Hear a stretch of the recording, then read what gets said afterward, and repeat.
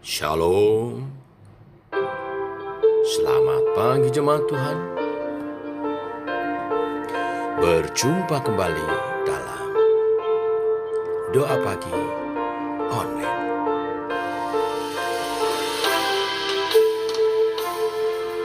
Yesusku, kau terindah.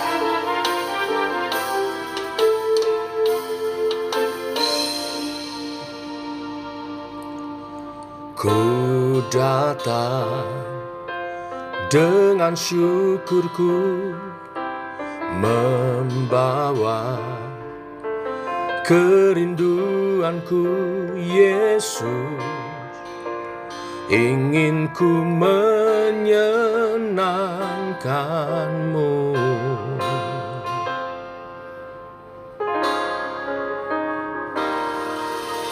Karyamu indah bagiku, kasih yang menyelamatkanku, Yesus.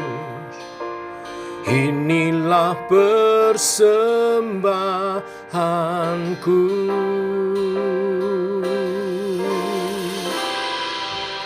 Ku membawa hatiku,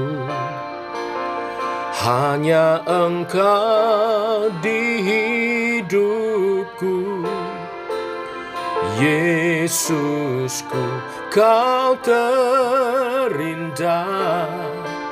Selamanya ku menyembahmu. Ku membawa hidupku, inilah persembahanku untuk Yesusku yang terindah. Selamanya ku menyembahmu, Yesus.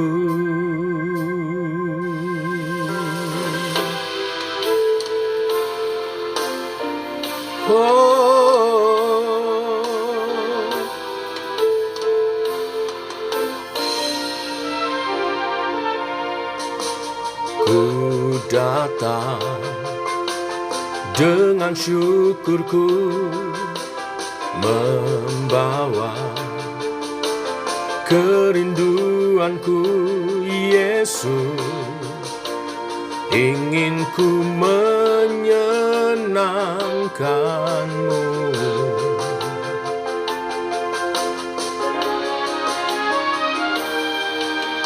Karyamu indah bagiku, kasih yang menyelamatkanku, Yesus.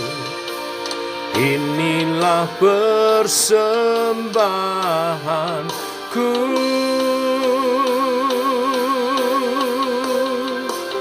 Ku membawa hatiku, hanya Engkau di hidupku, Yesusku, kau terindah.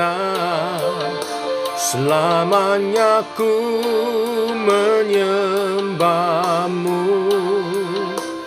Ku membawa hidupku, inilah persembahanku untuk Yesusku yang terindah.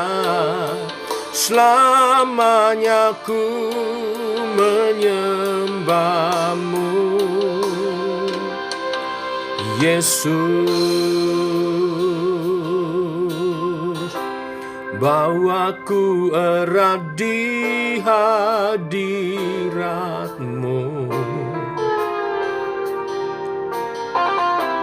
hatiku persembahan bagi-Mu. Jiwaku tenang di hadirat-Mu.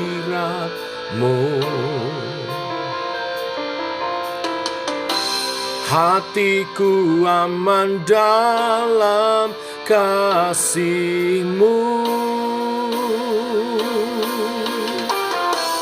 Bawaku erat di hadirat-Mu. Oh, hatiku persembahan bagi-Mu. Jiwaku tenang di hadirat-Mu.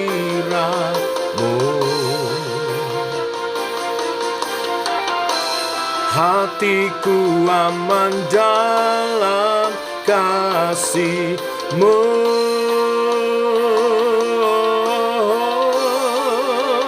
Ku membawa hatiku, hanya Engkau di hidupku.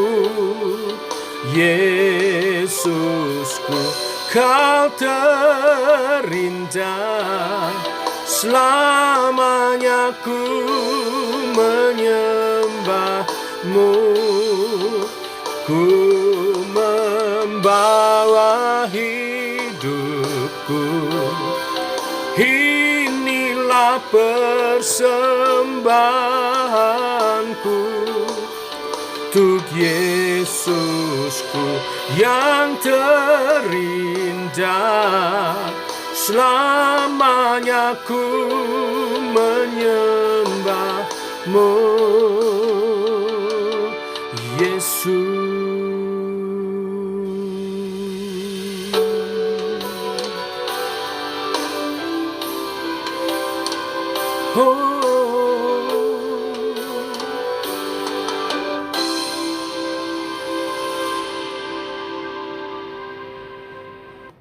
Tiba waktunya untuk kami merenungkan firman-Mu. Firman-Mu lah suluh dan terang bagi jalan kami. Berfirman Tuhan, terangi jalan kami dalam nama Tuhan Yesus Kristus. Amin. Bapak Ibu, kita lanjutkan renungan firman, pokok-pokok iman, pengajaran Tuhan Yesus di bukit hari ini. Kita sampai pada Matius pasal 7 ayat 12, 13, 14. Demikian bunyinya. Segala sesuatu yang kamu kehendaki supaya orang perbuat kepadamu, perbuatlah demikian juga kepada mereka. Itulah isi seluruh hukum Taurat dan kitab para nabi. Masuklah melalui pintu yang sesak itu, karena lebarlah pintu dan luaslah jalan yang menuju kepada kebinasaan, dan banyak orang yang masuk melaluinya. Karena sesaklah pintu dan sempitlah jalan yang menuju kepada kehidupan, dan sedikit orang yang mendapatinya. Amin. Bapak Ibu, Tuhan Yesus melanjutkan pengajarannya dengan satu prinsip penting dalam menjelaskan seluruh Alkitab.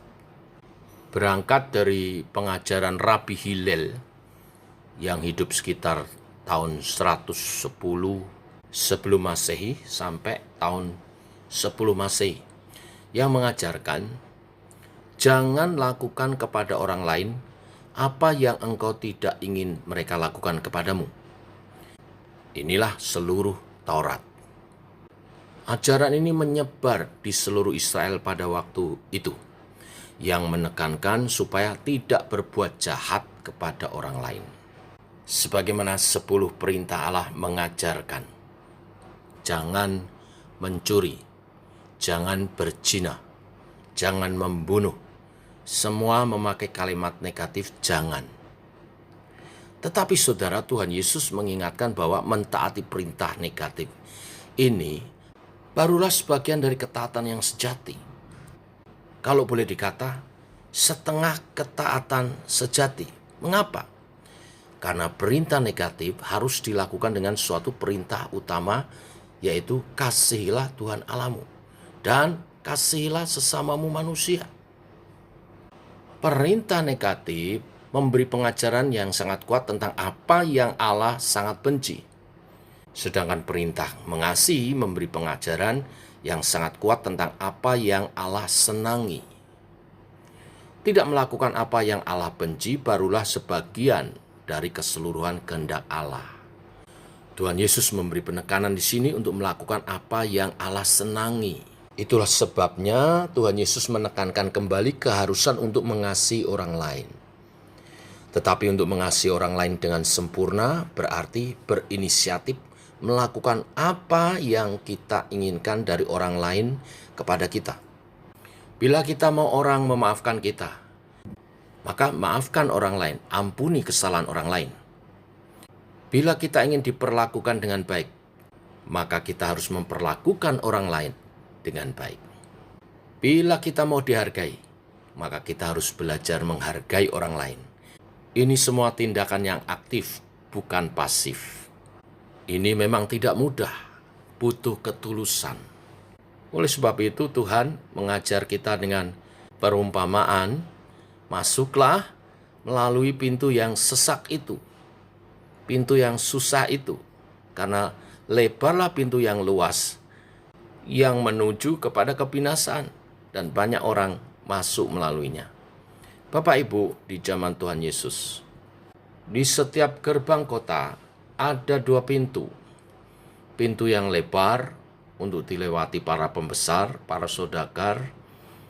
Sedangkan pintu yang kecil, yang sempit, dilalui oleh para budak yang membawa barang-barang yang dibawa oleh para pembesar itu. Jika orang masuk ke kota, banyak orang memilih melewati pintu utama. Karena melalui pintu utama itu, ia akan disambut oleh warga kota. Itu adalah hal yang diidam-idamkan. Tetapi siapa mengidamkan budak? Siapa mengidamkan pembawa barang atau orang miskin lainnya? Semua mau hormat, mau mulia, mau besar, mau dapat tempat utama. Tetapi sifat mau hormat, mau mulia, dan besar inilah adalah sifat yang sangat menghalangi seseorang berbuat baik kepada orang lain sesuai standar Tuhan. Oleh sebab itu, siapa yang mau mentaati ayat 12 dan 13 harus punya kerelaan. Kerelaan hati untuk merendahkan diri dan mengosongkan diri. Dan ayat 14 mengingatkan bahwa meskipun jalan yang sempit itu terlihat hina dan remeh, tetapi justru itulah jalan menuju kepada kehidupan. Siapa yang mau hidup di dalam kerajaan Sang Mesias harus rela merendahkan hati. Ini adalah paradok dari kerajaan Allah yang harus dipahami dengan sempurna. Siapa yang ingin menjadi yang terbesar, biarlah ia menjadi yang terkecil. Siapa yang ingin menjadi pemimpin, biarlah ia menjadi hamba, melayani. Tetapi siapa yang rela mengosongkan diri demi orang lain, sama seperti Kristus mengosongkan diri demi menebus kita, mereka inilah yang akan menjadi pemenang, mewarisi kerajaan, bahkan seluruh bumi bersama-sama dengan Sang Penebus, Kristus Yesus Tuhan, Raja kita. Biarlah kebenaran firman ini memberkati kita semua. Mari kita berdoa. Bapa, kami mengucap syukur buat pengajaran yang kami terima melalui renungan firman pagi hari ini. Perintah firman Tuhan yang sejati adalah negatif dan positif. Negatif artinya kami tidak melakukan apa-apa yang dibenci oleh Tuhan. Tetapi yang positif adalah kami melakukan apa-apa yang disenangi Tuhan. Dan pagi hari ini kami telah diberitahukan apa yang menyenangkan hati Tuhan, yaitu kami menjadi berkat bagi sesama. Apa yang orang lain rindu lakukan bagi diri kami akan lakukan lebih dulu. Allah Roh Kudus akan menolong kami menjadi berkat bagi sesama, karena kami juga rindu hidup kami diberkati. Menjadi penolong yang baik bagi sesama kami, karena kami juga rindu ditolong satu dengan yang lain. Menjadi teman yang sejati, karena kami juga rindu memiliki teman-teman yang sejati. Allah Roh Kudus, pimpinlah kami hidup seturut kebenaran firman-Mu. Saat firman oleh pimpinan Roh Kudus dinyatakan, oleh pimpinan Roh Kudus kami hidupi, maka berkat-berkat-Nya akan dikenapi dalam hidup kami. Terima kasih Tuhan. Dalam nama Tuhan Yesus kami berdoa, kami bersyukur. Amin. Demikian Bapak Ibu doa pagi kita. Selamat pagi, selamat beraktivitas. Sampai bertemu nanti malam dalam Komsel Umum via Zoom. Bersama-sama kita lebih mendalami firman Tuhan. Tuhan memberkati. Shalom.